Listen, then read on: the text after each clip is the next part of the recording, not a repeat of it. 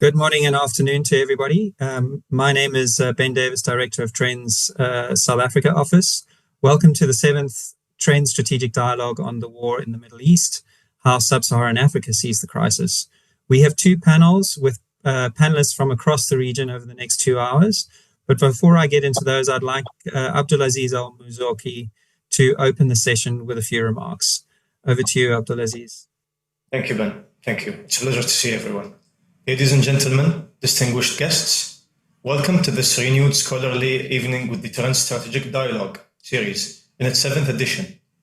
Amid the rapid transformations taking place in the Middle East, the ongoing war linked to Iran stands out as one of the most complex regional crises, marked by deeply interconnected impacts not only at the level of direct geopolitics, but also in the terms of international security balances and global economic and energy supply chains.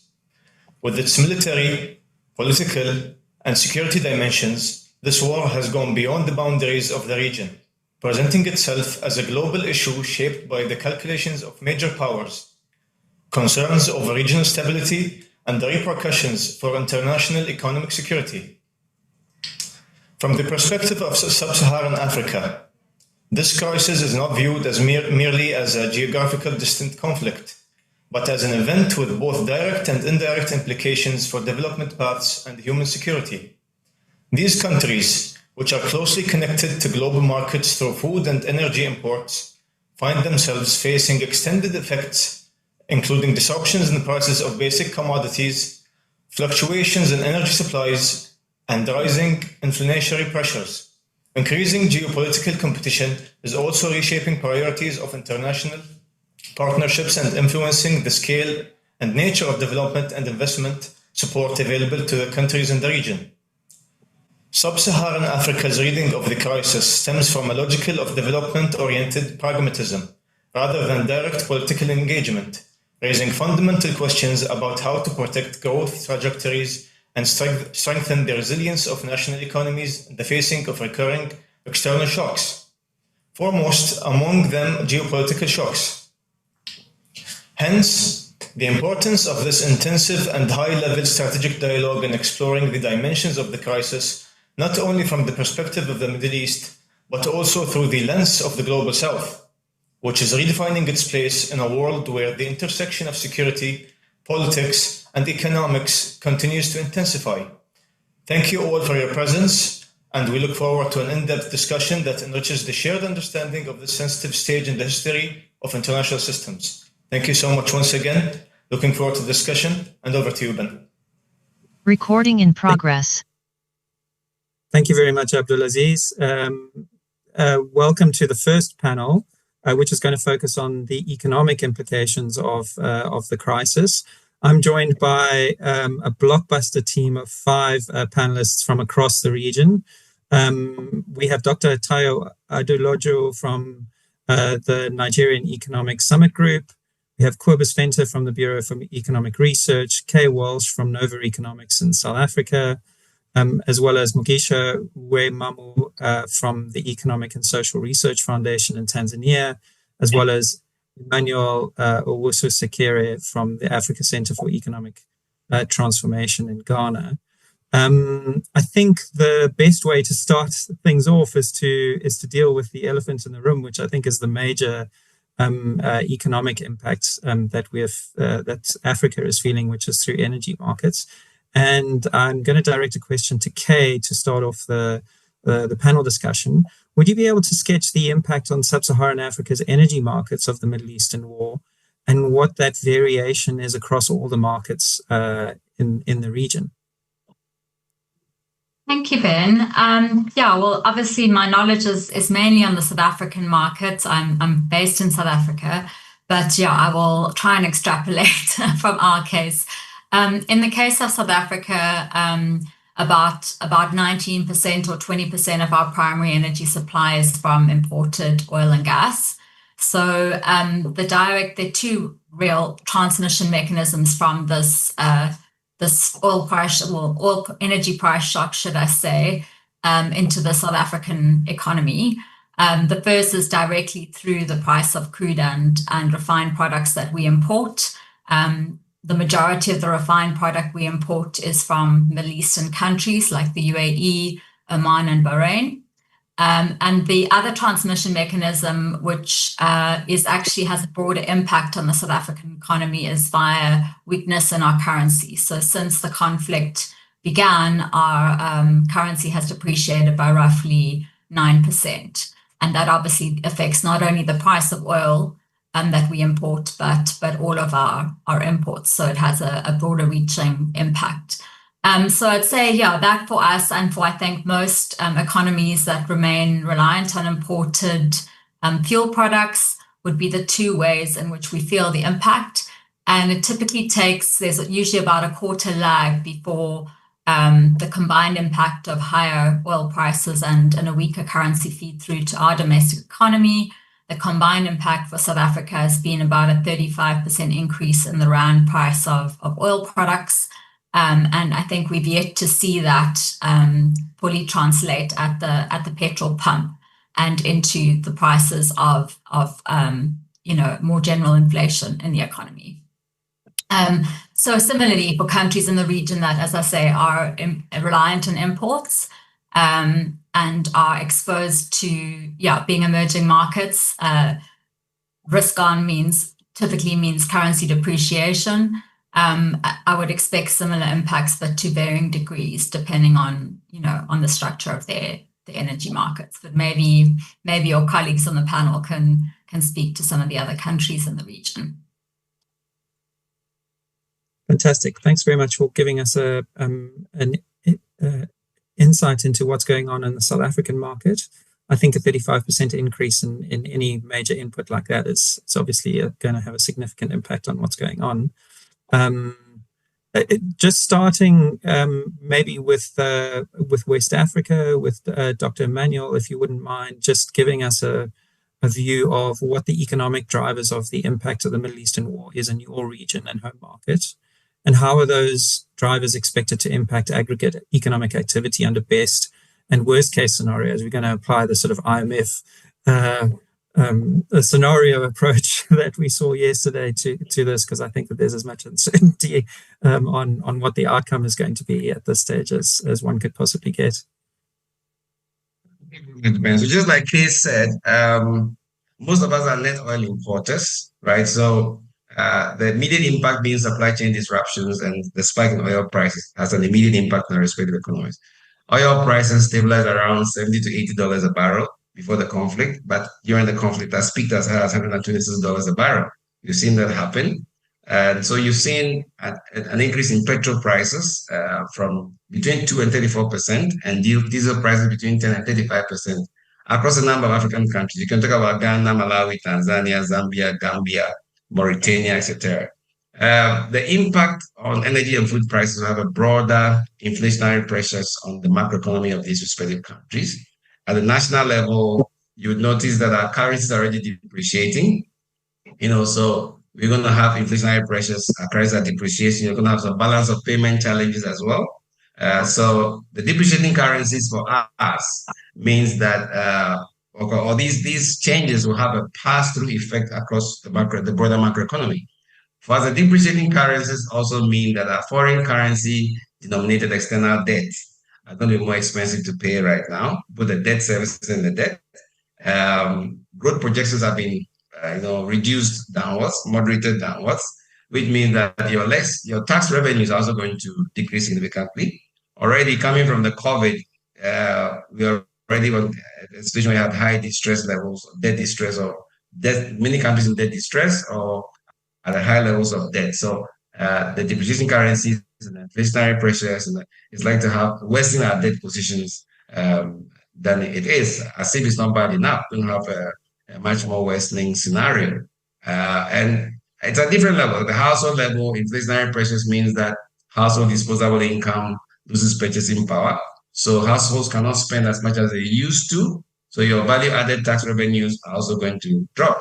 From the corporate level or the firm level, if firms can't pass on the price to consumers, your corporate income taxes are likely to also drop as well. So with stalled growth and higher debt projections, you're going to have your debt to GDP ratio positions worsening. So I'm expecting more countries to go into debt distress out of this conflict. For what are countries doing? You see in some countries that they're trying all kinds of measures to mitigate the impact. In Zambia, for instance, they've zero-rated petroleum products and also removed excise duty. Countries like Botswana, Namibia, South Africa, they scrapped fuel levies. Ethiopia is asking fuel companies to prioritize government departments, security agencies, and key industries. In other countries, you have like South Sudan, Egypt, Mauritius, where their energy production is basically driven by fuel powered plants. They are rationing electricity right now so that they can reduce the demand for fuel.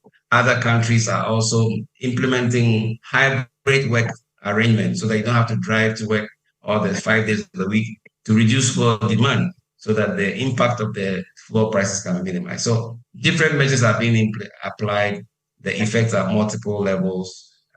The pass-through effects are clear in the broader macroeconomy, and it's likely to push us into many countries into debt distress than it was before. Thank you for that. I think that there was a mention that there might be in excess of 12 or a dozen countries that are currently in negotiations with the IMF. I mean, what percentage of that do you think is in Sub-Saharan Africa? Well, the immediate reaction for some countries to seek balance of payment support or budget support from the IMF and the World Bank as an immediate remedy, to see how they can mitigate some of the impact of this shock. The sad thing, though, is that we face a diverse regime of shocks right now. COVID was a health shock. This is a political conflict, geopolitical conflict, but each of them have an equally devastating macroeconomic and microeconomic effects. Some of them, we could say the war was a long time coming, but we didn't expect it suddenly out of nowhere in terms of when it happened. I don't think countries had time to actually prepare for it. And so the immediate remedy is to seek help. And then as we stabilize the ship, we see what else we can do going forward. Yeah. Dr. Tai, I'm hoping that you can give us a slightly more rosy view. I mean, if I could think of one country that's really seems to have hit the ball out the park, it's a country with a newly established refinery and a forecast growth rate of 4%. How are things going in Nigeria? Well, I think if you just go from where Kay and Emmanuel started off, the Nigerian perspective is that the war will move markets. Our Pan-African view is pretty much that Africa will not move forward unless we finally see some discipline over things like windfall, production of independence, transmission effects. Really, in a big sense, is tied to our reality. We are prone, as Africa, to external shocks. Always have been. We are prone to commodity cycle crisis, always have been, and we're prone to the pace of structural reforms within our countries. And so one of the ways to deal with this moment of a single truth is that the shock is external, but the vulnerability is internal across Africa, and the outcomes will be policy determined. And so in Nigeria, what has happened is that we have been through 30 months of structural changes in energy. We removed a 40-year-old subsidy regime that was very painful in 2023. That has allowed us to be a bit more resilient in responding to this. In that period, the Dangote refinery started refining PMS and order refined products locally. Of course, that builds a layer of resilience, plus the fact that we were selling crude in Naira to the Dangote refinery starting about 18 months ago. So I think that those initial responses, not to this crisis, but of course to our own fiscal crisis, which was a combination of a range of things, a high debt profile. I think debt to revenue servicing in 2022 was December was up almost 120%. So I think we've tried to get that down to 60% as of December last year, and it has positioned us in a more resilient position. However, we think the macro transmission channels will have the normal effects. Emmanuel has spoken about inflation synchronization. We are feeling that across energy, transport, food. We think financial tightening spillovers remain a big issue, and of course, fiscal fragility exposures are there. But from a scenario point of view, going to your IMF approach, because of our commitment to better production efficiency, best case is we see a $1.6 billion fiscal gain, and then we can moderate inflation impact. Worst case is, which by the way some politicians want to see, is a $20 billion windfall with severe inflation transmission and capital outflows and FX instability. So, back home here, the big question in Nigeria is not revenue generation, is revenue management and macro transmission control. And the most important thing at home here is we actually do not want to see any excess crude revenues as a windfall. That has been a political narrative that I think the political actors want to push, and we think when you're dealing with structural constraints, despite the oil upside, production still underperforms in Nigeria at 1.4 million barrel a day, vessels 1.84 million barrels a day. Infrastructure gaps still persist, FX markets remain shallow, and fiscal leakages dilute gains. So it's so important that countries like Nigeria that could see a windfall have some strict fiscal discipline at home. So I think a contained conflict scenario basically supports some short-term growth rebound across resource exporter areas. It reinforces our macro stabilization narrative. But a prolonged conflict, we think, will still have the transmission effects that Kay and Emmanuel spoke about in terms of food and fuel crisis and debt distress acceleration. Nigeria has avoided going to the IMF because there's a president that thinks that just fiscal discipline at home and managing the country's balance sheet can yield results. I think Emmanuel has pointed to that over 50% of low-income African countries remain at high risk of fiscal distress. And whilst Nigeria is resilient, a longer crisis scenario will not go well. Yeah, I think that hits a nail on the head. It's about the local policy response to the shocks and whether you can almost juice the lemon as you go. Maybe Dr. Mugisha, if you could just give us a view. Tanzania is in a similar position to Nigeria in that it's potentially a hydrocarbon exporter, but I presume in a slightly different situation to what's going on there. Thank you. We as our fellow import-dependent countries, we still have a challenge. The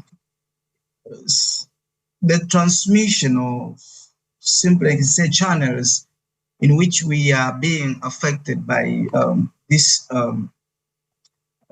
Middle East war seem to be not direct. It is through indirect links, for example, through energy prices, through shipping disruption, food system, exchange rate.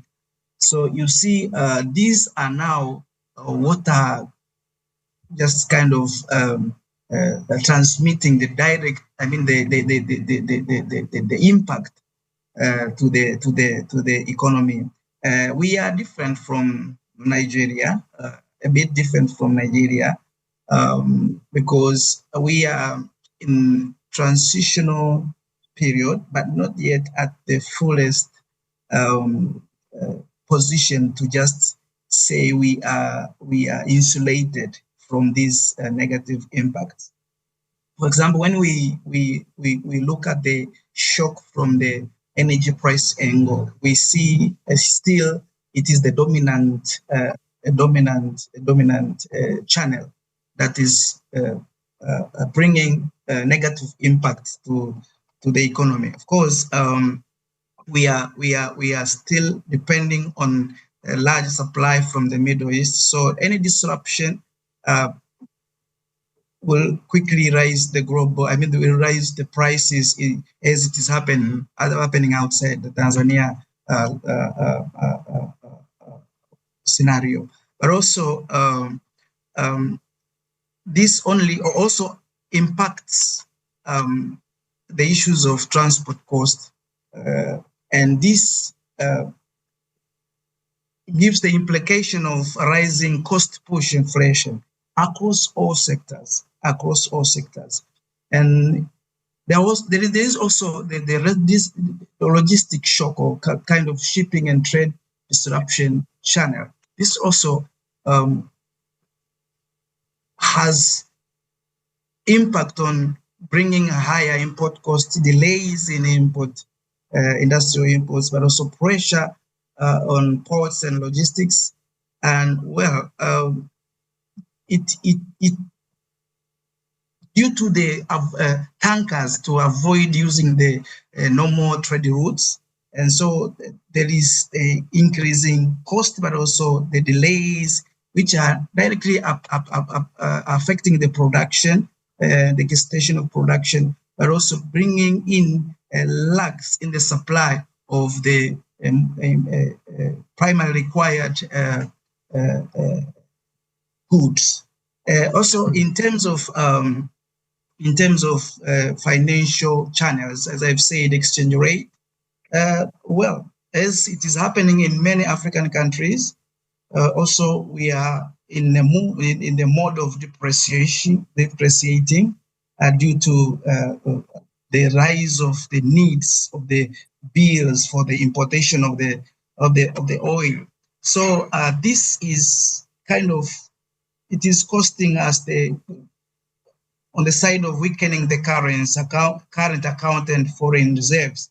And so it is also bringing currency pressure, shilling pressure, but also more risk on rising import-driven inflation. Yes, there could be possibilities. Of course, the best scenario is when this conflict is contained within months. Is when we will see that there will be a slowdown of GDP growth, mild to 0.2% or so, and there will be inflation spike, but this could be controlled if there would be a best case of just containing within the months the challenge. If that one does not happen, that is the west side, where then things will be falling apart, because even though we are trying to diversify our energy sources using hydro and other winds and solar, but still we are highly depending on oil related supply of energy. So the scenario is still a challenge. If this war is not contained in months, say it exaggerates to years, then there will be sustained oil prices rises, but also shipping instabilities, and also cost of living will be going high, and so this will weaken the consumption component, also lower the investment, and so the scenario in Tanzania is as it is happening outside in Tanzania, but we still have opportunities to just use what we have as the alternative to energy sources, and this could at least help. Of course, there are already measures that have been taken in the country, which are helping like to insulate the country and the citizen from this shock. For example, the government or the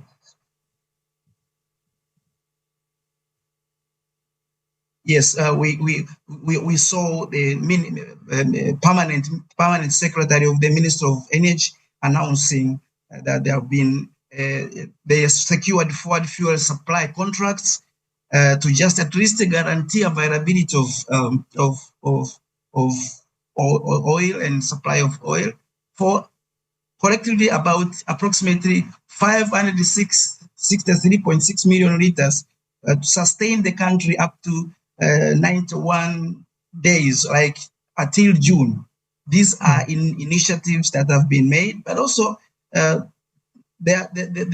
president announced the carpooling for government officials to at least reduce the consumption of fuel. And also we are just maintaining fuel price cap systems, though we are allowing fluctuations due to global market changes, but still the cap, the system has been maintained. And the aim is to just reduce the demand to avoid physical shortage and at least maintain supply continuity. So those are some of the actions that are being taken through this challenge of what we are experiencing. So the situation of Tanzania and Nigeria, because even we have seen even other countries are thinking of using the alternative instead of just importing from Middle East the oil. We are now thinking of using Nigeria as our source. So it's like now also Nigeria has the advantage. It stands on the advantageous side other than Tanzania, which we are still struggling to diversify by using the hydro supply of energy. Thank you. Thank you very much. Yeah, I think the differences are definitely present there, and I think that the short-term scramble is what everybody's focusing on. I mean, Cobus, in the South African instance, this particular shock seems to have come at a pretty bad time in terms of trying to build momentum. Could you just unpack those drivers for us?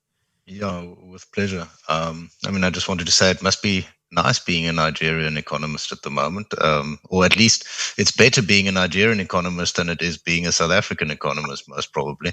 South Africa, we're a very, very open economy. We've got very closely integrated links with all the traditional Western economies, but also with all the emerging newer ones. We're pretty much an original member of BRICS, much smaller than the other countries in that.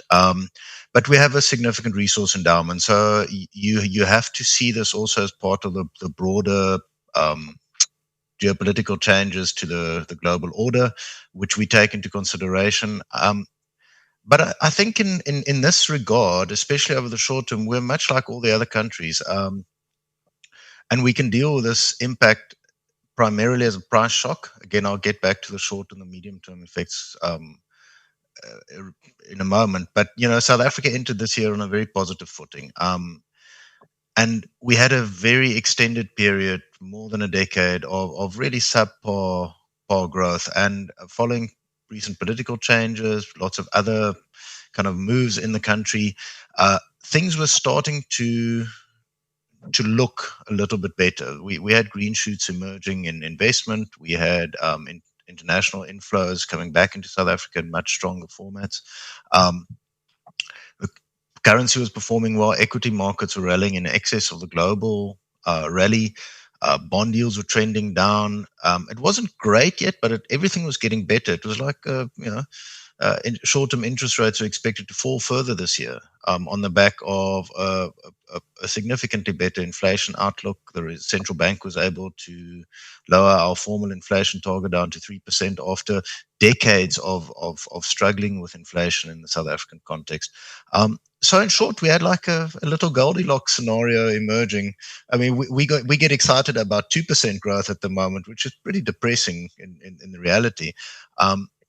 But wow, what a difference 6 weeks can make. The Bureau, our main activity for which we're known is forecasting. And you can just imagine forecasting at the moment is very much a mug's game. I think it's the first time we've ever had two base cases. You kind of have to distill down to one and say, well, this is where we think we are. But I mean, the sense of conviction just isn't there. But currently we've run the models, and I mean, this panel is is happening at a very opportune time. We started the second quarter forecast runs this week. And we're trying to model it at the moment as if the worst of the impact is going to be felt in the second quarter. And then from the third quarter onward, it's going to start working through the system and dissipating. So that's a short run price effect mostly. And as such, we had to trim our growth projections for the year. We started close to 2%. We're back much closer to 1% now, about 1.2, 1.3. The IMF updated our forecast down to 1% again this year. The deceleration within our context and the way we're looking at it comes mainly from consumer consumption, because the erosion on incomes from the higher fuel prices and the short-term shocks is very significant. And we have consumer spending slowing from just above 4% at the end of last year down to just under 1% at the end of this year in the current model.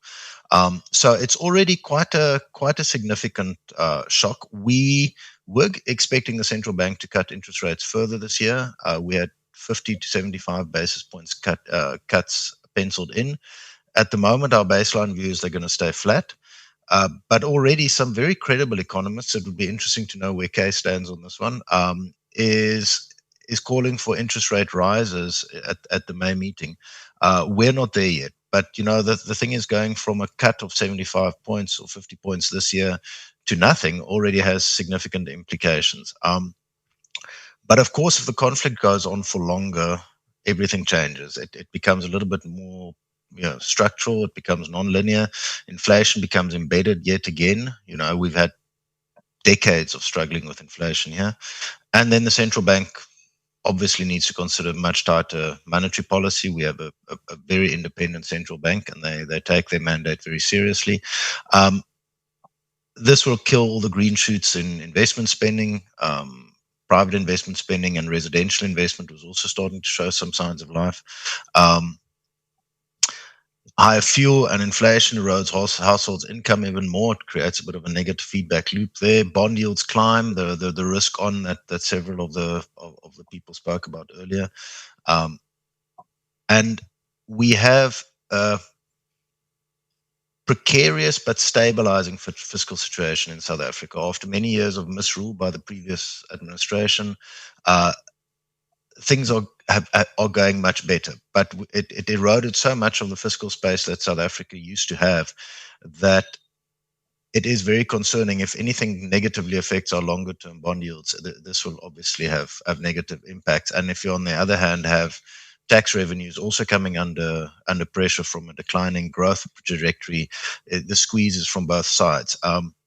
So essentially, from beginning of March or middle of March to now, we went from a positive feedback loop to a potential negative feedback loop. It's not a pleasant place to be. But now, on top of the shorter run duration assumptions within our base scenario, we also start including supply disruptions. We're an energy importer. Kay mentioned where it all comes from, but essentially, this was a reasonably rational decision on South Africa's behalf. A lot of our refining capacity closed down. So whether you import the oil or whether you import the refined product doesn't really matter. You're still going to import it and you still need to get it from somewhere. And nobody really knows how long this will last at the moment. So from our understanding, we're fine. I don't have specific, if Kay knows more, I'd love to hear that.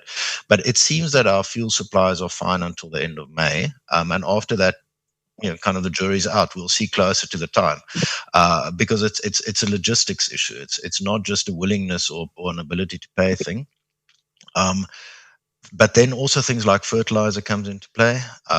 Again, our fertilizer supplies at the moment are fine. Our next requirement for significant fertilizer stocks start towards the end of September when the next summer season starts properly.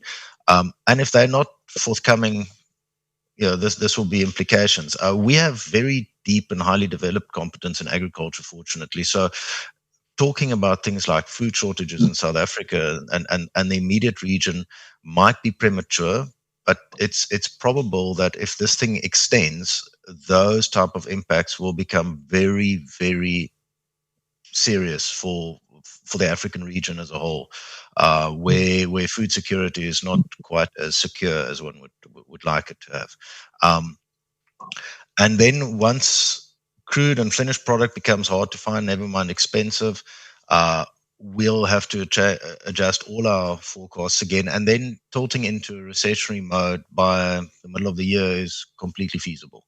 So it's a very negative environment at the moment. I think,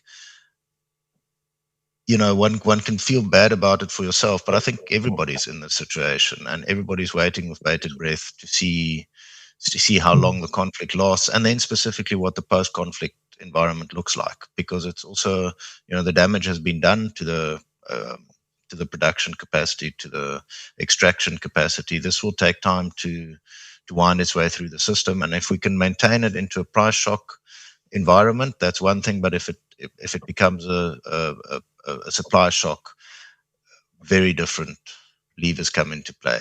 And we'd love to think that we're not going to get there just yet, but maybe I'm just being naive and optimistic. Yeah, I think it's an interesting one.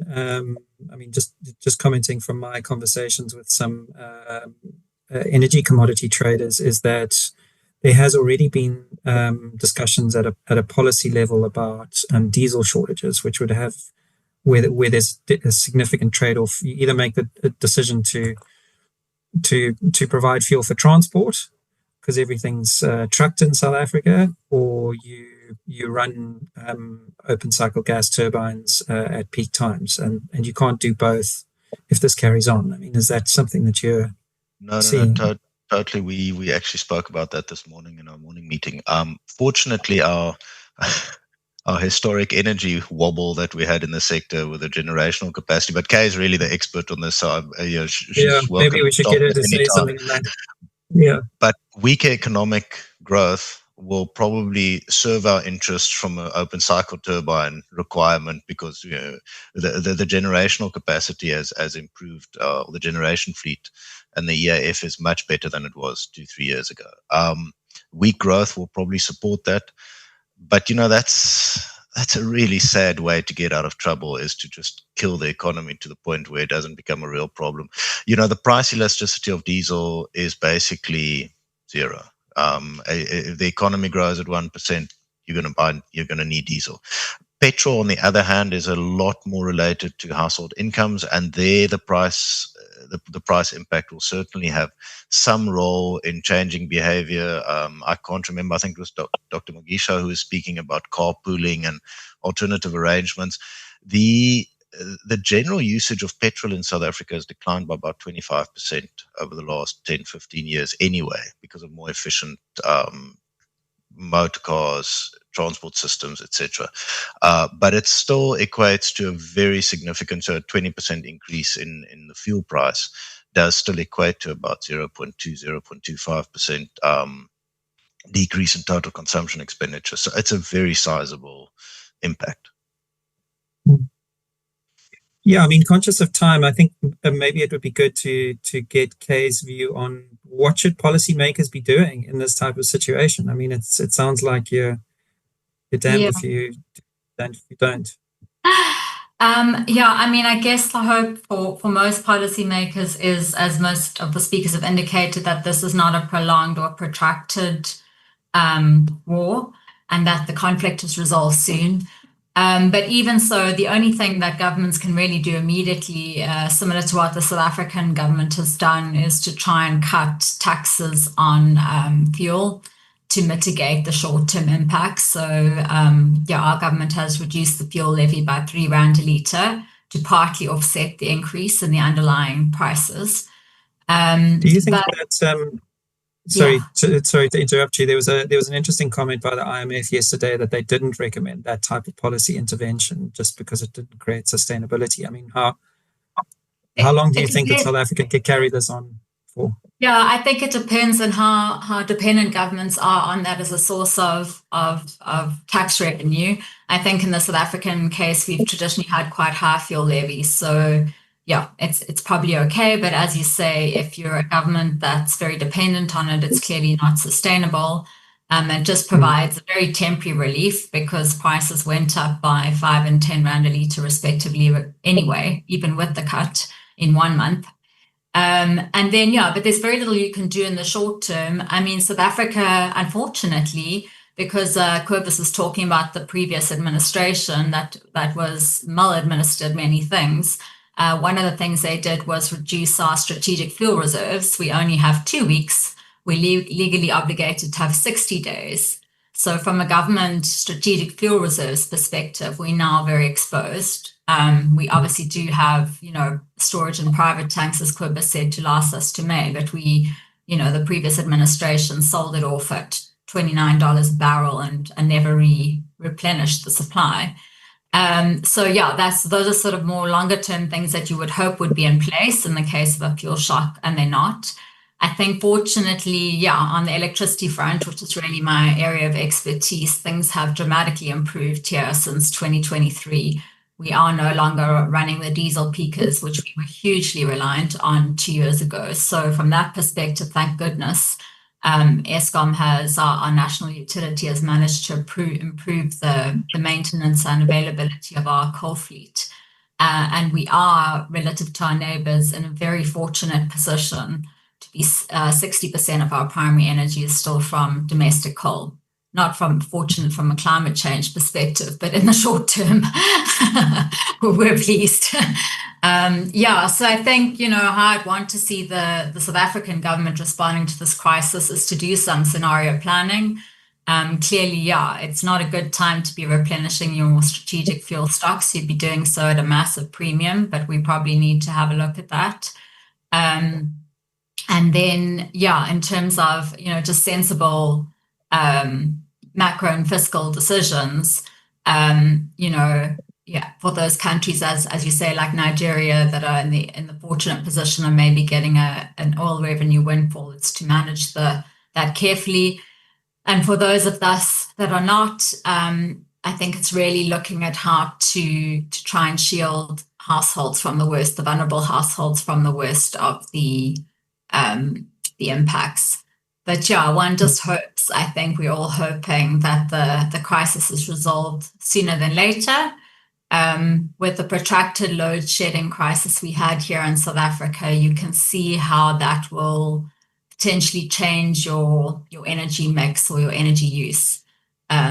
So if this crisis is prolonged, you will see countries starting to shift their mix away from dependence on oil to electricity, for example, which could be domestically generated. But it really needs, it won't happen in 3 months. If in the worst case, the war carries on for a year or longer, then I think you could see some material changes, say, in South Africa in terms of EV adoption and switching of fuel inputs.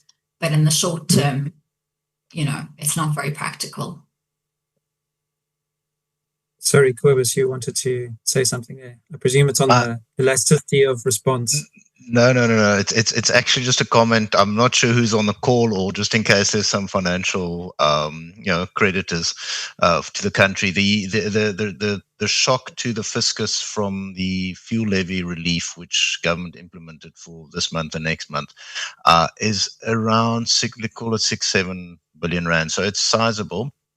The contingency reserve that has been appropriated already is 10 billion. So it's not causing any short-term fiscal stress. Again, longer on, that becomes impossible to sustain. But it was an appropriate response in the short run. But as Kay said, the general increase was so significant anyway that it didn't help that much. But without that, specifically on the petrol price, the inflationary impacts would have been much worse. But we can't sustain this indefinitely.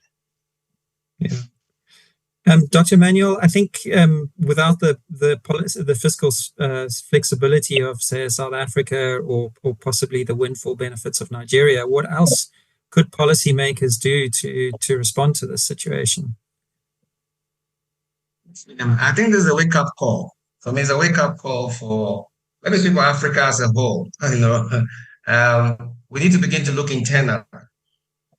It didn't have to take a crisis for us to know that we can buy oil from Nigeria and Angola. We've been blind to that for many years. The opportunities that African countries have among themselves and between themselves. There's so much we can do to reduce our dependence on on external sources and make sure that we are self-reliant. Apart from that, we need to begin to look at how we can diversify our energy mix. Africa is set to hold 60% of the world's solar energy capacity. We have all the critical minerals required to achieve the just energy transition. I think there's an echo somewhere. Required to achieve the just energy transition. That has to count for something. We need to begin to see how we can best use what we have to begin to diversify our energy mix.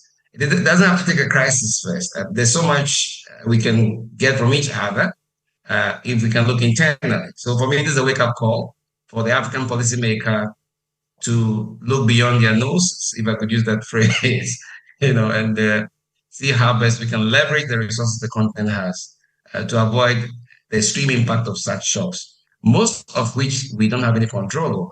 Africa has no control over the conflict. There's nothing we can do to stop it.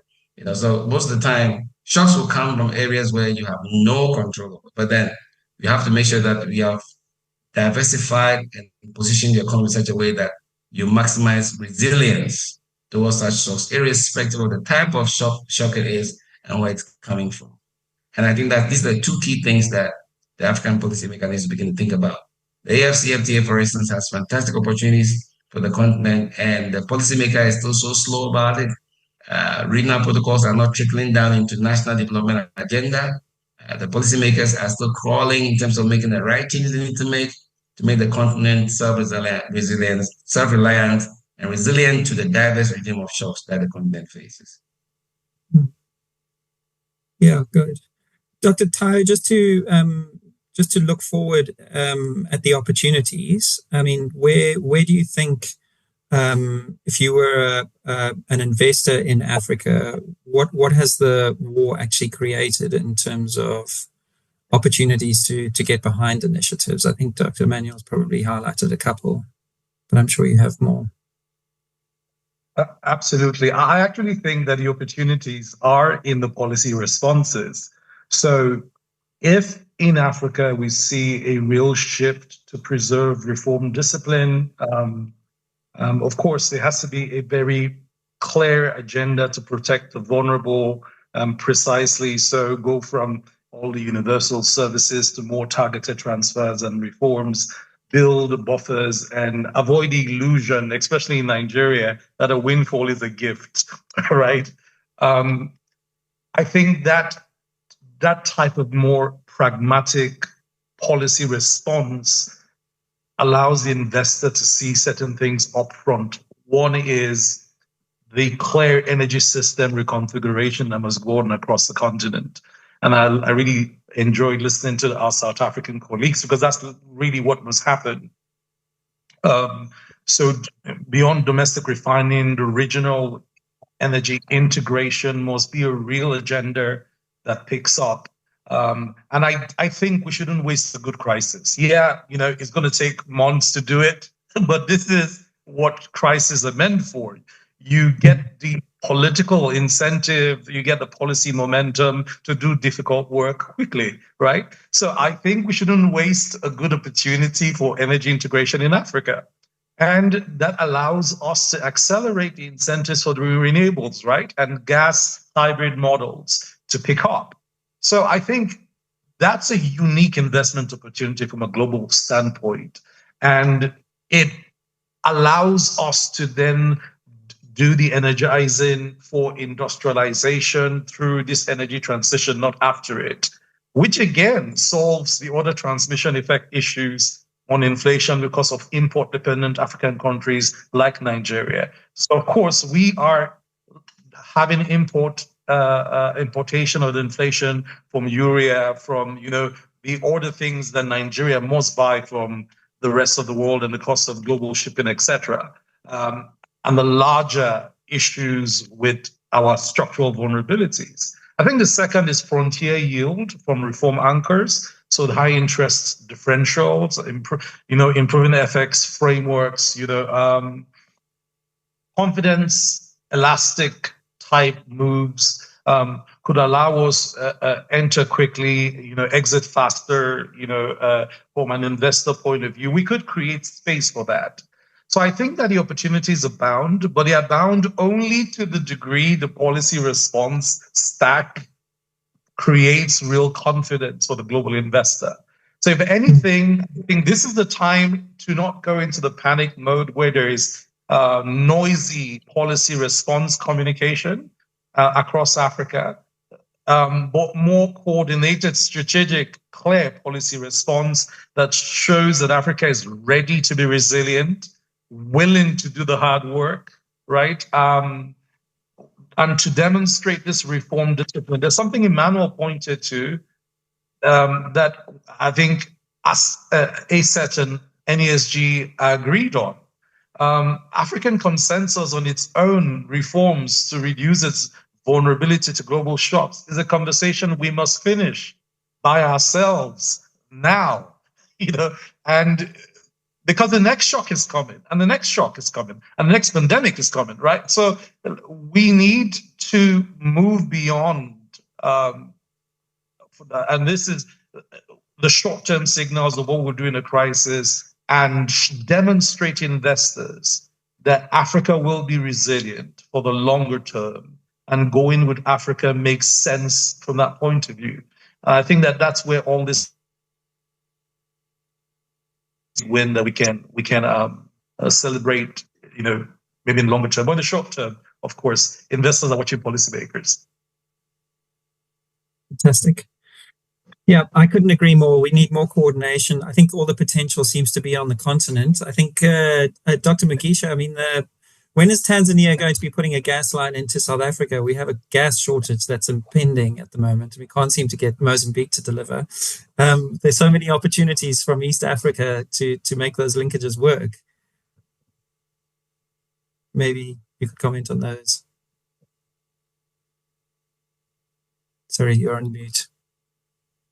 Let me see if I can get you off. Sorry.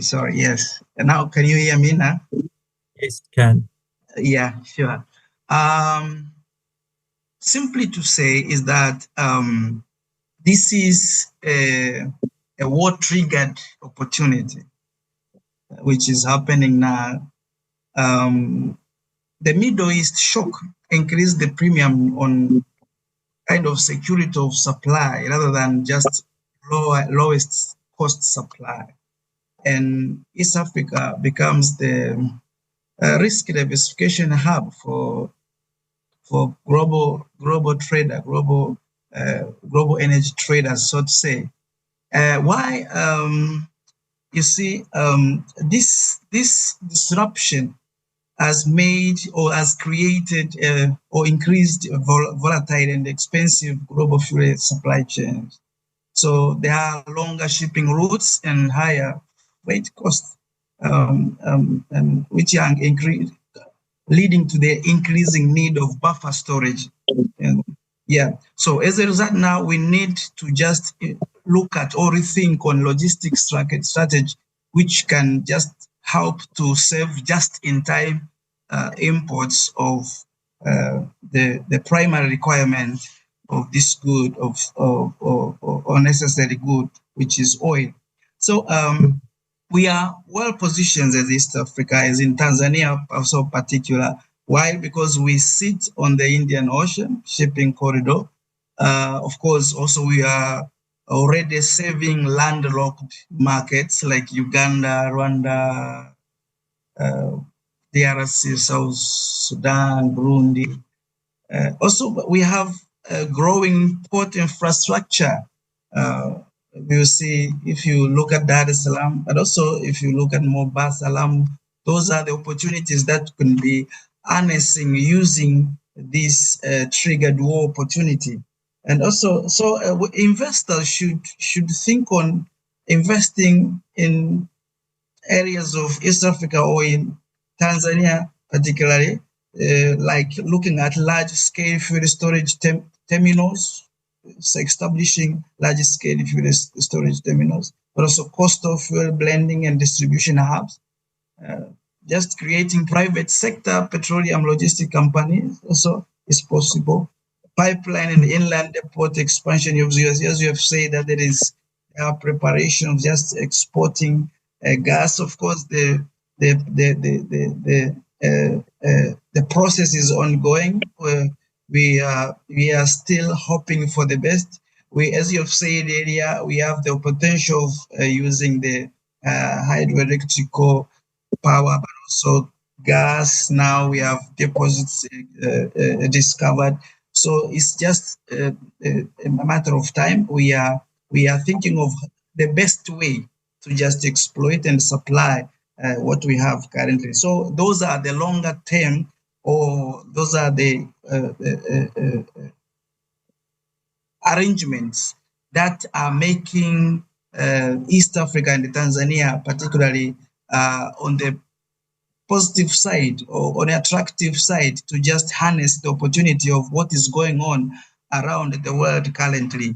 It is possible to just create a hub where there could be potential supply of these required energies in time they are needed, instead of just using longer routes and for higher costs and delayed expenses. So it is possible. There are opportunities to just tap, and there are reason to just take this as a wake-up call, as my colleague said. That is, we should invest now. We should rethinking of invest. Of course, approach for Tanzania, a permanent solution to this is supply stability based over the price side control. Since the price, we are price takers mostly on issue of oil. So what we can control is the issue of supply stability. Now this is done through strengthening our ports, but also diversifying what we have as natural resources in order to supply what can be supplied to other African countries, in order to have a kind of comprehended source of supply of energy, instead of just depending on the Middle East. Of course, this is the good news to Africa, because, as I've said, Nigeria has done something, and we are expecting now even the logistics arrangement, permanent logistics are now already changed. I've already changed to think of how we can use resources and supplies from our neighboring countries, instead of just thinking using Middle East far over a supply of the resources. So there are opportunities. And our policymakers are really working hard on how we can shorten the gestation of just reaping the benefit of those opportunities. Thank you. Yeah, I think that seems to be the outcome of most of the panels. Whenever I get a number of African advisors together on what needs to happen, everybody gets super excited about all the opportunity. But I think that we all suffer a little bit from Stockholm syndrome. We're sort of waiting for our policymakers to hurry up and get going. But I'm always fascinated and encouraged by the similarities in the worldviews to the potential that exists on the continent. And if we can just get beyond the short-term implications of this shock and turning that into a view of how we can learn to recover and grow in future shocks, I think is the key thing that comes out of all these discussions, is that ultimately Africa's potential is in its own hands, and it's got to create the space for itself to improve the economic outcomes. So I think that this has been a fascinating conversation. I hope that we can do this again, possibly under better circumstances in the very near future, and talk about how everything seems to be accelerating ahead. Until then, I wish you all a good time and safety during the next few months. Thank you very much for joining. Thank you very much. Goodbye. Thank you. Pleasure. Thank you. Thanks very much. And now we're going to hand over to Najla Al-Midfa to have a look at the international relations implications of the war in the Middle East. Over to you, Najla.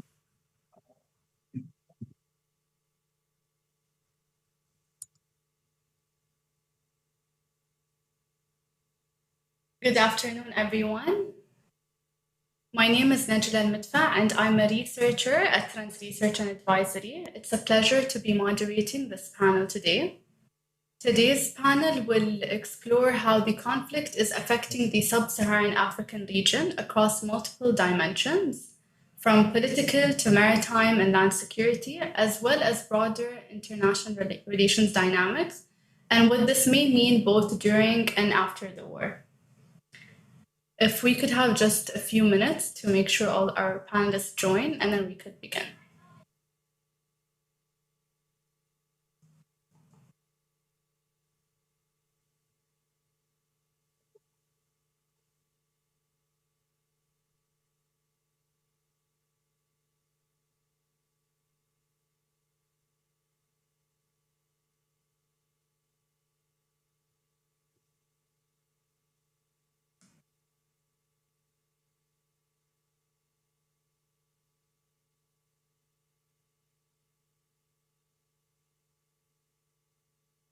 We just have one more panelist left. So if you could join and we could start our discussion.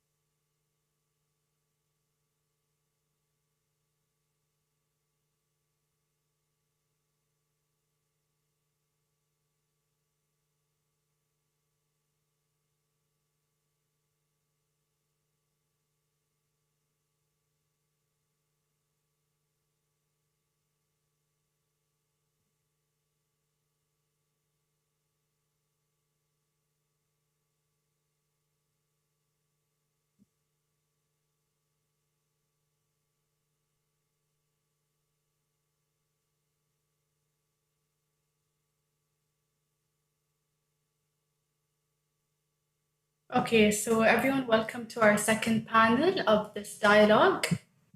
The implications of the Iran war extend far beyond the Middle East. Sub-Saharan Africa, with its growing economic and strategic linkages to the GCC and global powers, is directly exposed to these shifts.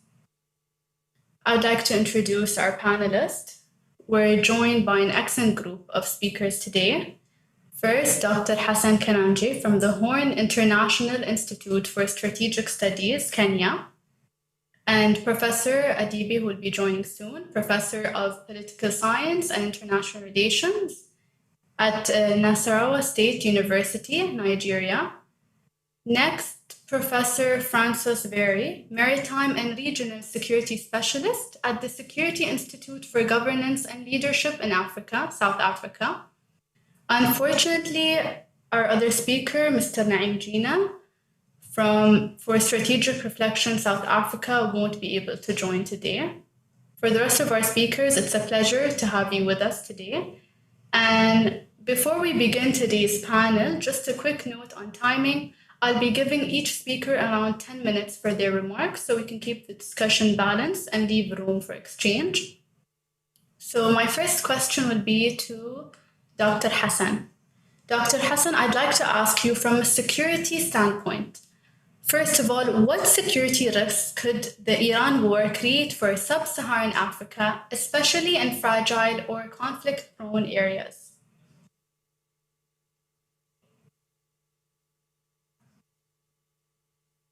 Thank you very much, Najla, for the question, and good afternoon to my fellow panelist, Professor Francois. Yeah, there are a number of ways in which the current conflict in the Middle East is affecting the continent. Now, the Horn of Africa, especially, and the Great Lakes region, is particularly affected in part because it's extremely connected, to Gulf countries, both economically as well as in other aspects. And so one of the most obvious implications that we're already experiencing is economic shocks. And the economic shocks in this region has the potential to actually cause a lot of social unrest, as we have seen in the past, not just in Sudan that led to the current crisis we have, but even last year in Kenya, for instance, during the Gen Z riots and stuff like that. And so domestically, there's a likelihood that the continued escalation, meaning the continued economic shocks that are going to impact these economies, is going to contribute to unpredictable trajectories in terms of social unrest that have serious security as well as political stability implications. The second security implication for this region is the increased likelihood of a new front opening up, and that is along Bab el-Mandeb, which will mean that is an extra 10 to 12% of the maritime trade, being prevented, from reaching this part of the world. This is going to actually exacerbate an already dire situation that the region is facing, and the region has extremely minimal reserves, up to now. And so to the extent that this is likely to happen, especially if there's an escalation in which, for instance, the Houthis may take advantage of that to join the fray in a serious way, is seriously going to pose literally existential threats to the economies and security situation, of countries in this region. Further, there is a likelihood that escalation is going to exacerbate the proxy conflicts that are going on within the Horn of Africa region. We see that being played out from across, whether it's in Sudan or in Somalia, and most likely it may happen, between Ethiopia and Eritrea. And so it is a situation that I think the region has been paying very close attention to. Unfortunately, the region at the moment lacks the capacity to effectively respond to the external exigencies that are contributing to deterioration of not just its economies, but potentially its security aspects and its ability to be able to manage affairs internally. Number four, I would say, as a region that has been faced by numerous terror attacks, for instance, there has been in recent years, as saying there is an increasing ideological convergence, especially between groups such as Al-Shabaab and the Houthis. Now, while they may hold different, sectarian religious strands, the perception of enmity has shifted over time. And today, there seem to be an increasing convergence, not just as demonstrated in degrees of collaboration, across the border, the Red Sea and Gulf of Aden, but also with regard to the new dynamics that, for instance, have seen as part of the larger dynamic, the recognition of Somaliland by Israel, which seems to be fueling some of the extremist narratives within the region. And as you may be aware, we have an arc of terror that stretches from northern Mozambique all the way to eastern DRC, and they tend to have one thing in common ideologically, and as well as they've been able to build the kind of networks that are more indigenous and more independent. And so there is fear that this may exacerbate the already fragile situation when it comes to VE groups, since they've been provided with a new ideological fodder. But worse still, the existence of ungoverned spaces in places such as Sudan may attract new entrants, and there's evidence that you have, for instance, ISIS elements coming from the Sahel all the way to the Horn of Africa. And so the fragile situation is going probably to be made worse as a result of this conflict. And so on the other hand, the continent is going through a crisis at a time when much of the international attention has either been focusing on resolving the challenges in Europe as a result of Russia-Ukraine conflict, or now dealing with what is perceived and seen as the genocide in Gaza or the expanding conflict in the Middle East. Now, because of this, any implosion on the region and on the continent is likely to not really receive the attention that it requires, and therefore it can lead to catastrophic consequences, both in humanitarian terms, in economic terms, as well as in security terms.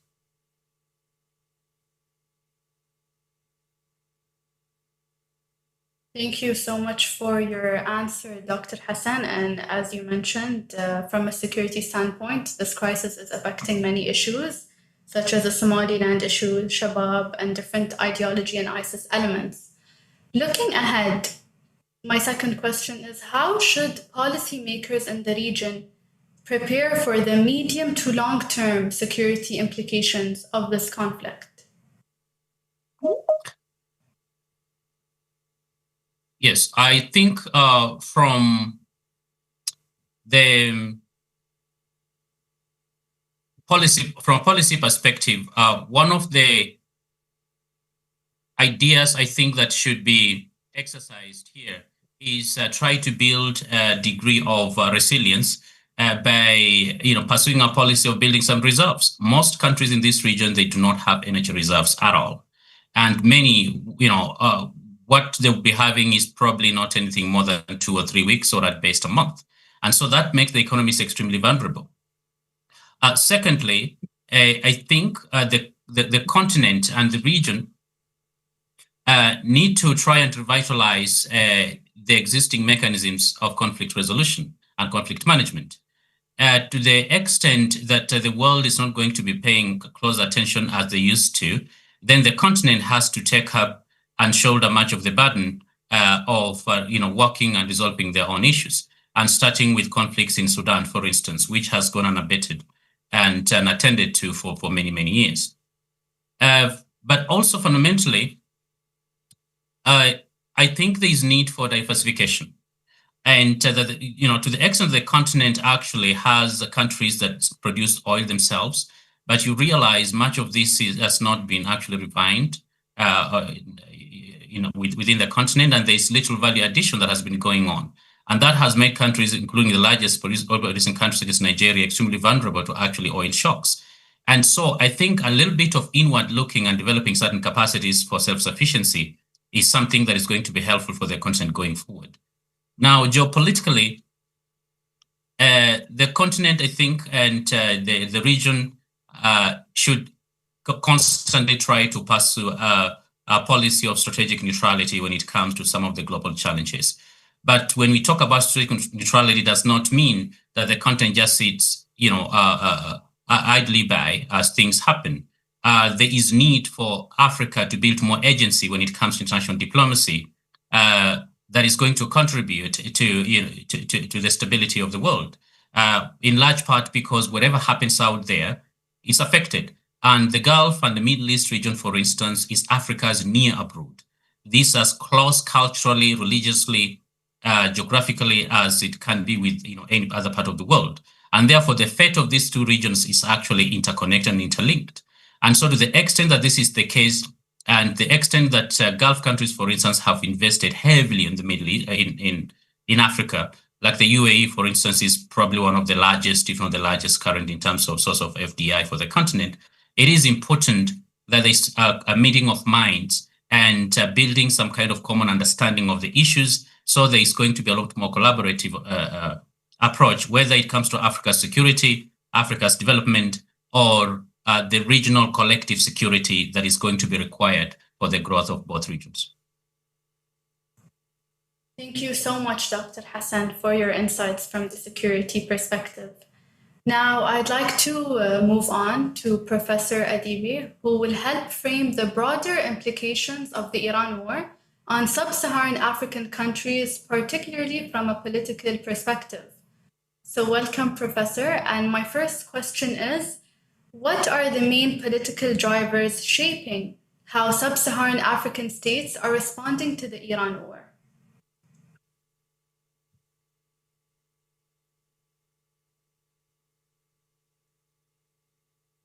If you could unmute Professor Adibi so we can hear your insights. Is it okay now? Can you hear me? Yes, perfect. Thank you. Yeah, thank you very much. And the first thing to understand is with respect to Sub-Saharan Africa and their relationship to relations with the different actors or protagonists in the country, in the conflict, it's quite complex, durable. And if you look at their relations with the US, for example, which is a key actor in the conflict, that relationship has always been complex, periodically contentious, where they try to balance strong economic and health-related cooperation against diverging geopolitical interests. You can see that clearly in the relationship with, in the position of South Africa in the conflict. South Africa is against it, and they had gone to IGC. You know, they had taken a position against Israel from the time of the Gaza conflict. So you can see that for obvious reason, they are against it, and at the same time, when I say it's a complex relationship, they remain the largest trading partner of U.S. largest trading partner in Africa. And at the same time, is Iran's biggest trading African partner. So it's a very complex relation. So there are different dynamics that are, drivers that are influencing the way they respond to the conflicts. One of the things you can say is that the positions are fragmented and they seem to be divided into camps. So if you look at the Sahelian blocks, the Sahel states of Niger, Mali, and Burkina Faso, they are offering ideological solidarity to Iran because of increasing anti-Western sentiments, especially anti-French sentiments.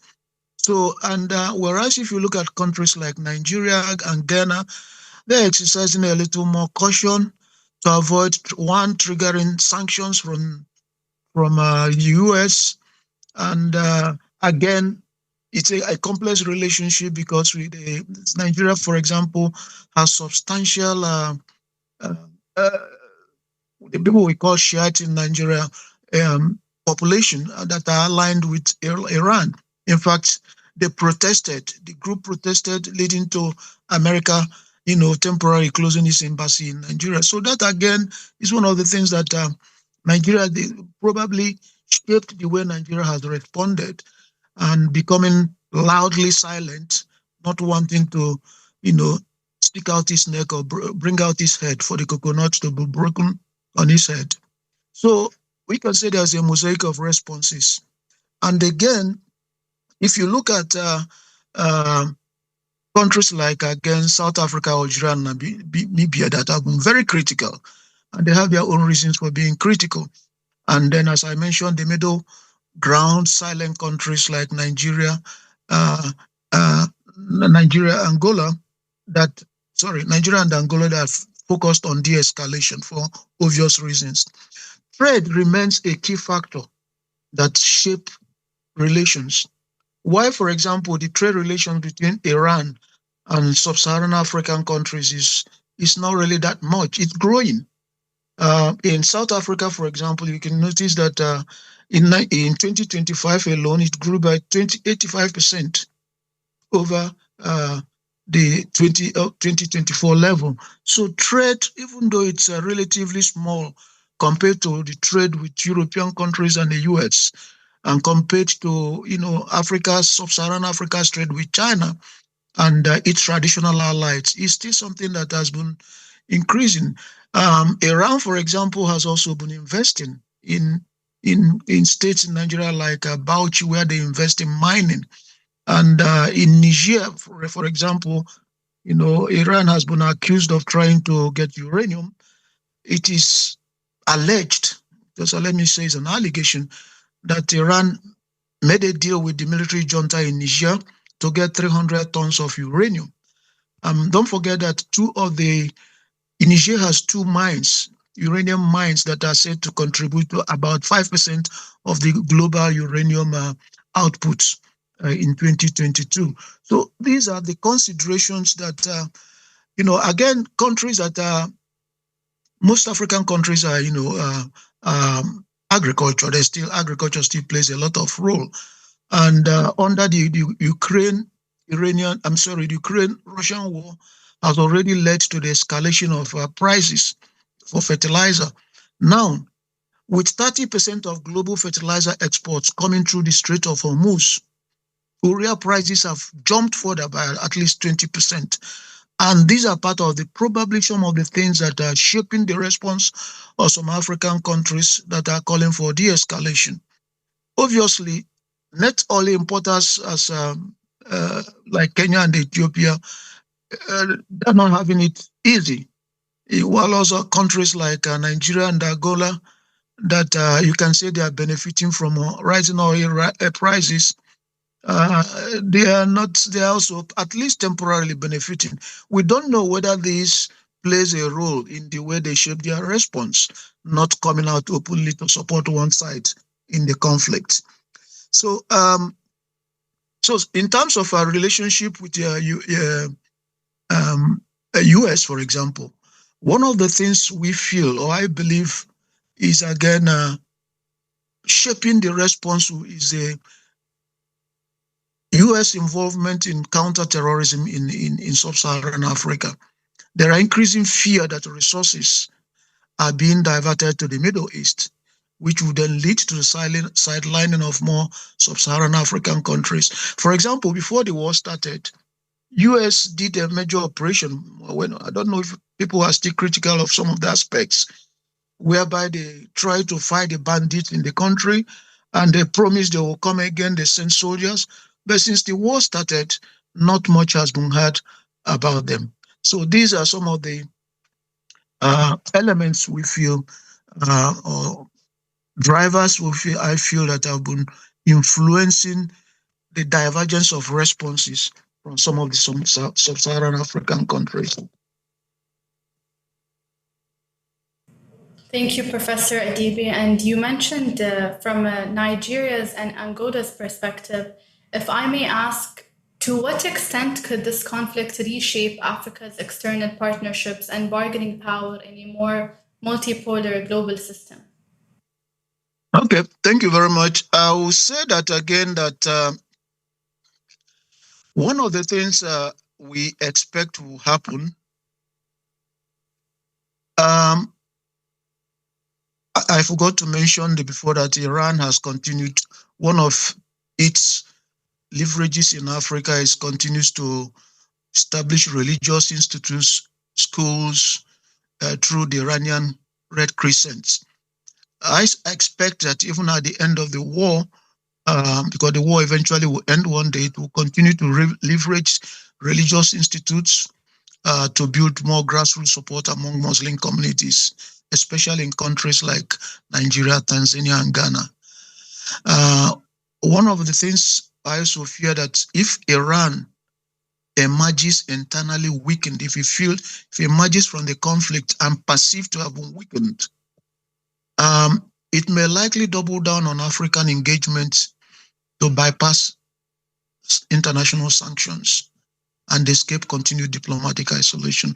So this is where we have African countries may be looking around if they are coming more forth because they have become weakened, and already many African countries are trying to diversify their sources of trade. Some call them sources of dependencies, which is a little bit negative. But that's one thing we can expect. But fragile states like Somalia and Sudan could face a higher risk of proxy dynamics and maritime insecurity, again, particularly around the Red Sea and Gulf of Aden corridors. I also expect that there could be bidding wars of influence. Iran could face stiff competition from Saudi Arabia and Turkey, who are likely to use financial inducements, to limit Iran's reach in the Red Sea region, and in fact, its reach towards some African countries like Nigeria. I'm also expecting that the war has heightened concerns regarding militarization of African territory. If you look at the kind of releases from the African Union, it's clearly that people are looking beyond the war. Is it going again to lead to another round of militarization of the territory of African territory by external powers? That's again one of the things we probably will be looking at. But for Israel's relationship, the conflict, has forced many Africans, Sub-Saharan Africa, into diplomatic tightrope. They have to balance their balancing Western security alliances with Iranian trade and ideological ties. And for countries like Nigeria not to offend their large populations, Muslim populations that are aligned to the Iranian state. So I expect again, as Iran, I expect that Iran will continue to use this Red Crescent. I also expect that Israel will resume its charm offensive, which it had been using very effectively before the outbreak of hostility. It will try to enhance and expand on such charm offensive, not just also to limit Iranian incursion, Iranian influence in both the Sahel and in countries like Nigeria, but also as a way of ensuring that its technology, its areas that it has made impact, like providing technology, providing agricultural support, and the rest of them will continue unabated. I also believe that the GCC countries, the Gulf Cooperation Council, for example, which people say they have frozen investment flows since the conflict, that they could also, when they resume their IFDIs, there could also be competition among friendly African countries, to get a chunk of that. That could probably play a role, or have played a role, in why some countries who have been hedging themselves and not coming out very openly to take a very strict side in the conflict. So in terms of counterterrorism, the Gulf states have invested in anti-piracy efforts. In 2017, for example, he pledged over 150 million to counter terrorism for forces in the Sahel, which with the aim to boost their own international image. So if the conflict ends, they might want again to continue with that, again, especially as a way of subtly countering the incursions made by Iran in the Sahel. So, it will be part of Iran's containment of Iran. So with Saudi Arabia and UAE distracted, regional actors like it is also feared that regional actors like Ethiopia may feel emboldened to pursue independent strategic goals, such as formalizing Red Sea access through Somalia. These are part of the things we will expect that could happen when the war eventually comes to an end. Again, because food security will remain an issue for the GCC countries, we expect that actually the war will, the end of the war will see them actually increasing their presence in countries like Ethiopia, in countries like Tanzania, so as the reverse, what you call be able to ensure that they continue to get their own food inflow that is not disturbed. Again, the concentration in ports around the Mediterranean, Middle East choke points. I think it's likely the GCC countries that have been using the DP world to reach a number of African countries, they are likely to up the game. And you may also likely see, some more African countries queuing up or presenting themselves to benefit from such. This addition to things like a renewable energy collaboration. Okay, one of the things that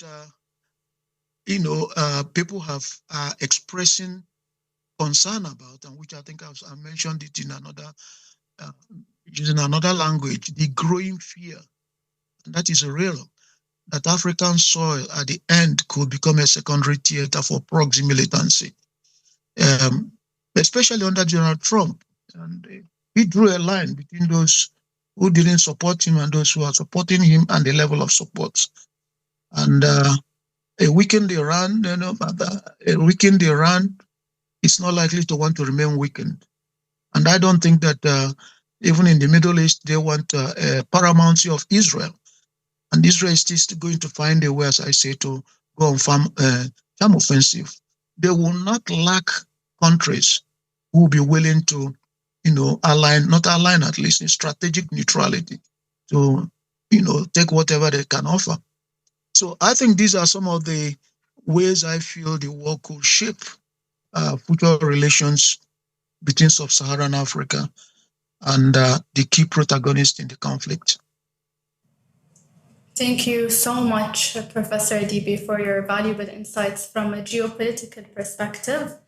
Moving on to Professor Very, given your expertise in maritime and regional security, my first question to Professor Very would be, how has the Iran war disrupted maritime security and trade flows affecting Sub-Saharan Africa, particularly across the Red Sea and Indian Ocean corridors?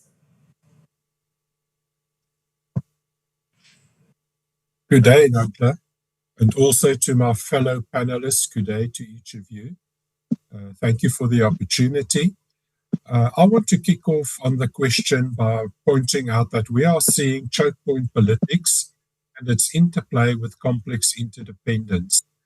And so much of this is playing out on the ocean, on ocean territories.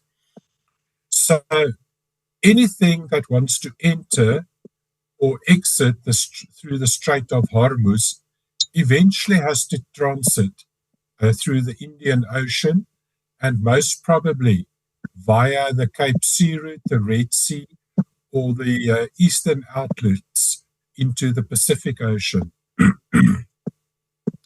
Overall, these Indian Ocean flows, in terms of their security, availability, and their flow, they are untouched at the moment because the main problem is up in the Strait of Hormuz.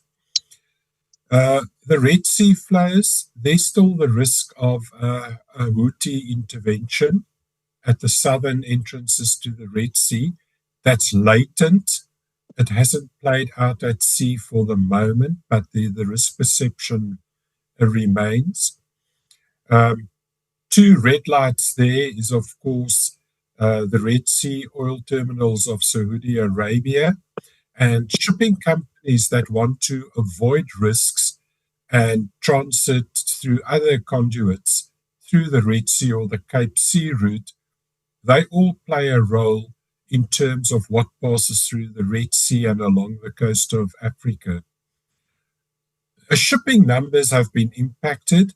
Inflows from the Persian Gulf, they've contracted, and quite some numbers have moved south, the Cape Sea route along the east coast of Africa, and round about 30 plus vessels per day now, in addition to the normal flow that turns around 60 to 80, are being seen rounding the Cape of Good Hope at the moment. If we take a closer look at Africa, Africa is import dependent, but it is caught up in this complex interdependence interplay with what's happening in the Persian Gulf and the Strait of Hormuz in particular. One primary commodity, of course, energy products, especially the refined products, so that plays out because of the lack of refining capacity in African countries. So you have a whole host of products, not just crude oil for Africa that's being interrupted, but a whole range of energy products and also your LNG type products. although we are talking about small numbers or volumes that transits through the Strait of Hormuz towards African countries, we must also account for the high price impact that has to be bared by that each African country must bear, because it's not only the oil price but also these refined or semi-refined products that has the bump up in prices. Playing out against Africa's refinery deficits, one therefore finds that the energy impact is over a wide spectrum. The other important commodity, of course, has fertilizers that one of the previous speakers already referred to. So 25% up to 55% of fertilizers have to enter into African countries and must come through the Strait of Hormuz. So while this has a cyclical effect with regards to crops and planting seasons and preparing for harvests and the planting seasons, this all plays out in two ways. What is not available or constrained now, and how long are we going to have this price shock impact on these commodities over a period of time? Apologies, when African countries have to have access to these commodities. So in combination, we are looking at how a supply shock most probably becomes a shock in terms of cost of living for African communities and Africans. So on the one hand, you've got the commodity availability and the price shock. On the other hand, the knock-on effect, it becomes really problematic for African societies where they are marginal economic-wise from the outset. So you don't need massive price increases, etc., to impact them. And this, of course, brings the very, very cardinal and very important matter of the risk to food security that is latent, and these become catalysts for marginal food production when you've got the chain that eventually feeds into food security become disrupted, whether to availability, whether to costs, or whether to the distribution. Then we must also keep in mind that Africa houses a large number of landlocked countries. And these landlocked countries are ultimately and critically dependent that the goods flow via the sea to their coastal hosts and into their landlocked positions. And these are also countries that house very large populations, and they become subject almost twice, because the first one is the disruption that plays out to get the commodities into the harbors and the networks beyond harbors. And thereafter, they have to contend with what goes wrong over the process of the transit corridors that will take them into the locked environment. So as far as your first question goes, Najla, that is what I would like to comment on, so to try and help and stay within our time frame. Thank you so much, Professor Berry, for covering the first question. My second question to you would be, what immediate and longer-term policy adjustments should African states consider to better secure maritime routes and maintain trade continuity? I want to concentrate very particular on the Western Indian Ocean and the Cape Sea route and up through the Red Sea.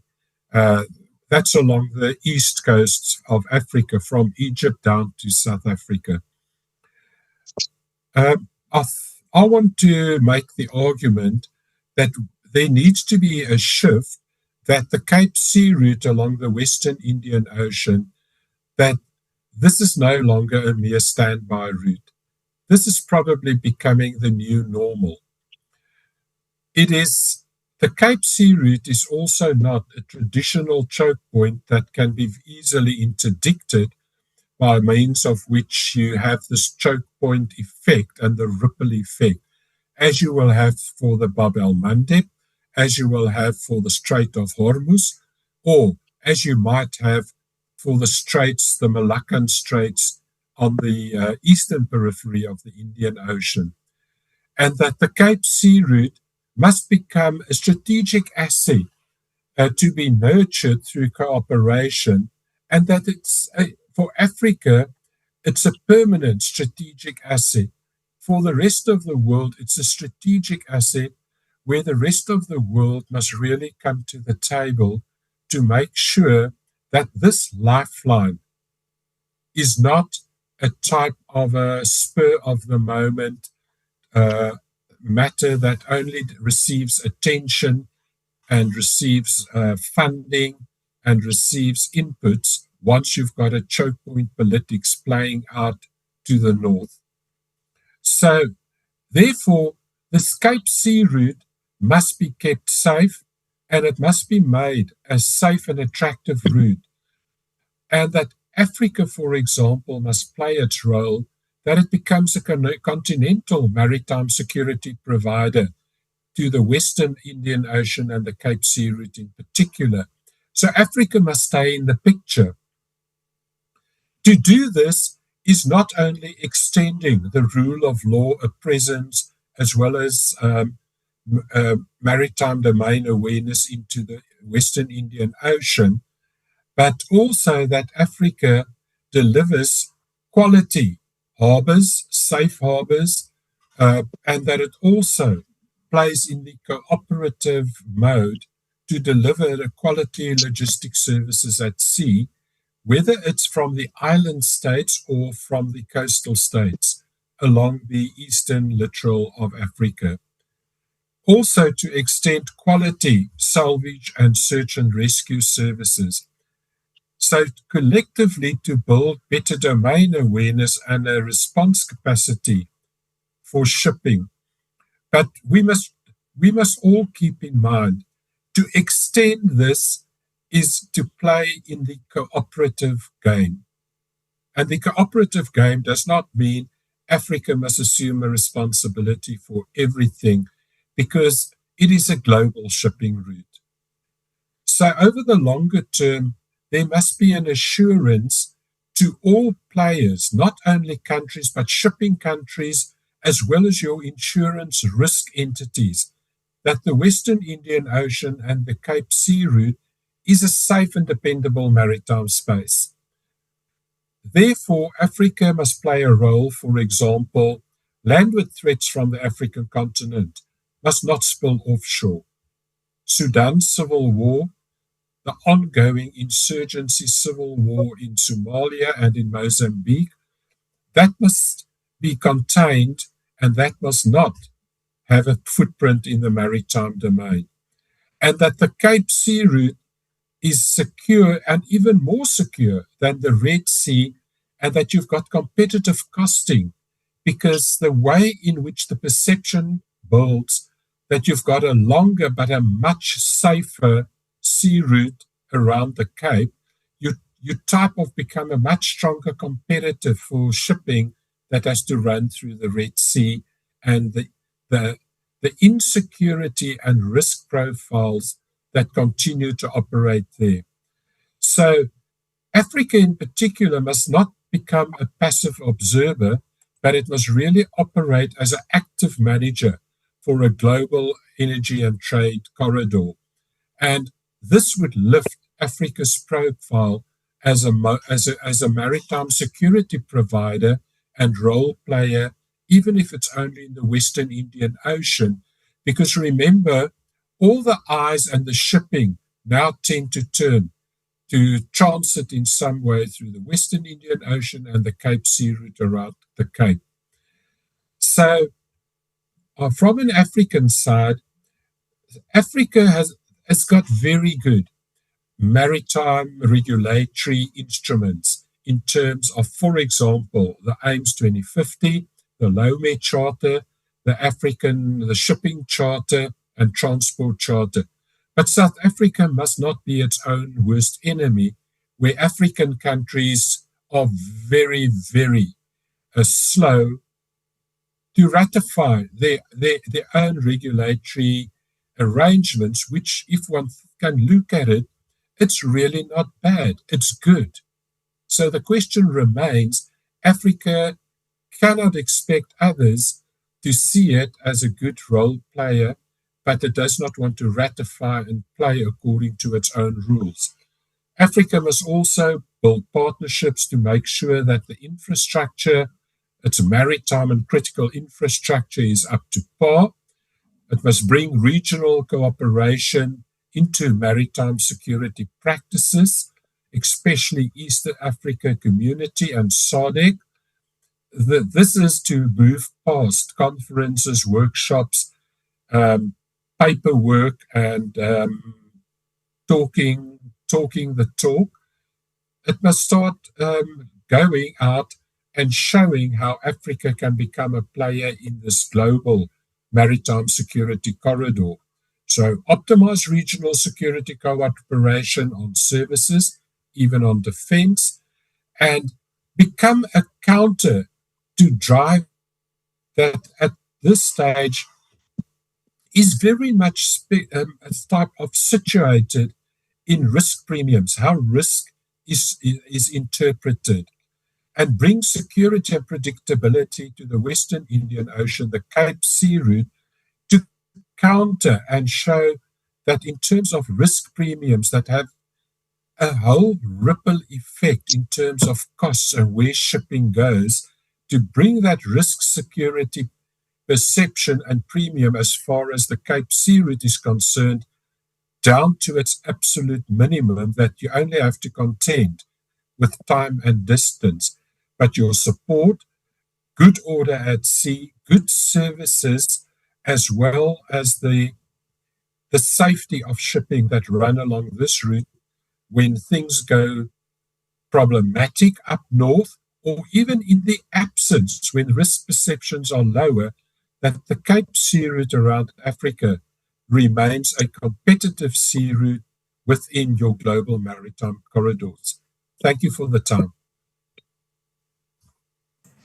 Thank you so much, Professor Berry, for sharing with us your insights on maritime security and trade flows. To conclude, thank you to all our distinguished speakers for your valuable insights, for hearing a Sub-Saharan African perspective. And I'd like to move along to my colleague Hamdan Hamdani for the closing remarks. Thank you.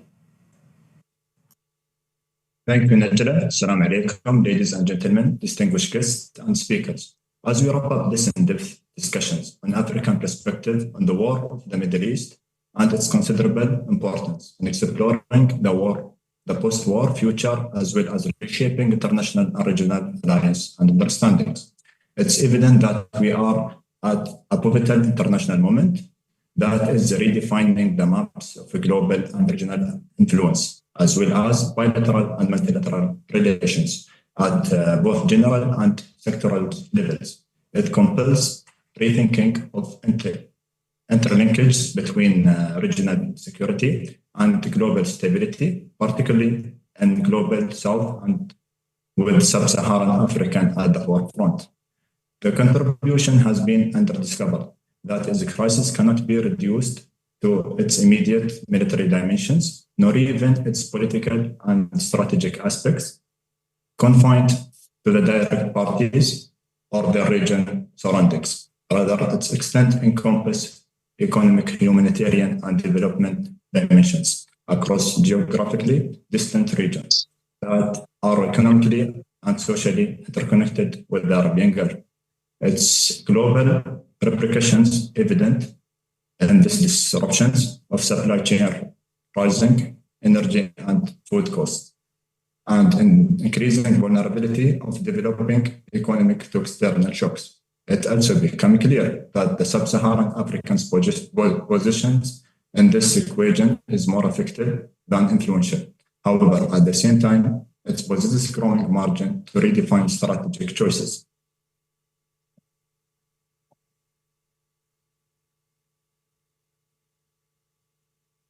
Building on this, as a strategic recommendation can be articulated, first, the need adopt proven approach to managing geopolitical risks by integrating major regional transformations into economic and security planning policies in sub-Saharan countries, rather than treating them as an ad hoc crisis. Second, strengthening the diversification of international partnership to reduce over-reliance on specific centers of influence and enhance African countries, negotiating capacity with a more balanced and flexible international environment.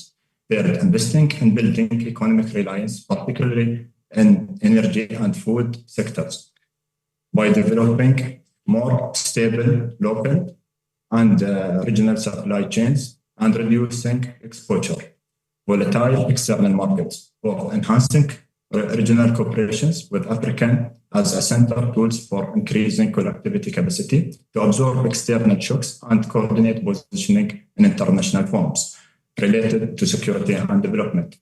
Fifth, promoting a more active African role in international discussions on region security to ensure the global decisions reflected consideration of development and economic justice, not only traditional power balance. To conclude, this phases not only presents challenges, but also open a window for a more balanced strategic repositioning sub-Saharan African countries and their relation with Middle East general and GCC in particular. The real test lies in the stability transform these shifts from sources of threat into opportunities to rebuild more sustainable and independent development pathway.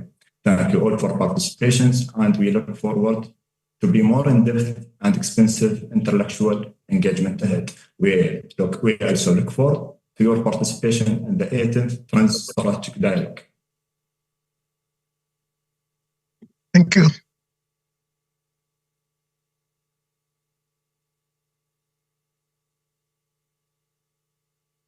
Thank you all for joining today and for our audience for joining virtually. Recording stopped.